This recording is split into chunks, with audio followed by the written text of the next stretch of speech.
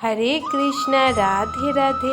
আজকে আমি তোমাদের সাথে আমার পুচকু সোনার সেবার ভিডিও শেয়ার করব। তো এখানে আমি পুচকু সোনার স্নানের জল রেডি করছি। স্নানের জলে আমি কিন্তু অঘ্রু নিয়ে নিয়েছি, তারপরে ফুল আর তুলসী পাতাও নিয়ে নিয়েছি। আর জানো তো, এই অঘ্রু কিন্তু আমার পুচকু সোনার গা খুব শীতল রাখে, আর ও খুব এই গরমে আরাম পায়। তোমরাও তোমাদের গোপাল সোনাকে এই গরমকালে অঘ্র দিয়ে স্নান করাতে একটু ভুলবে না যেন। তারপর আমি ওর গাটা ভালো করে মুছিয়ে নিয়ে ওকে শৃঙ্গার করিয়ে দিচ্ছে। আজকে আমি ভাবলাম ওকে লাল কালারের জামাটা পরাই, আমার এই জামাটা খুব পছন্দের, সেটা দিয়ে আজকে ওকে শৃঙ্গার করিয়ে দিলাম।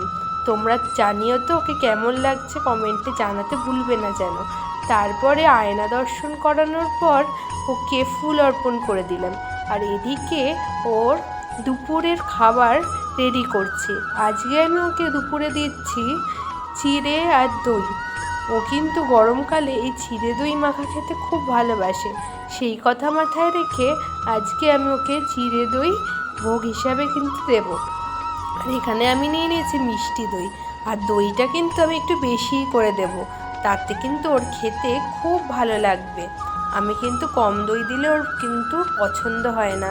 বেশি বেশি করে দই আর আর ঠিক পরিমাণ চিড়ে দিয়ে তার মধ্যে অল্প একটু চিনি দিয়ে ভালো করে মেখে ওকে কিন্তু ভোগ দিয়ে দেব।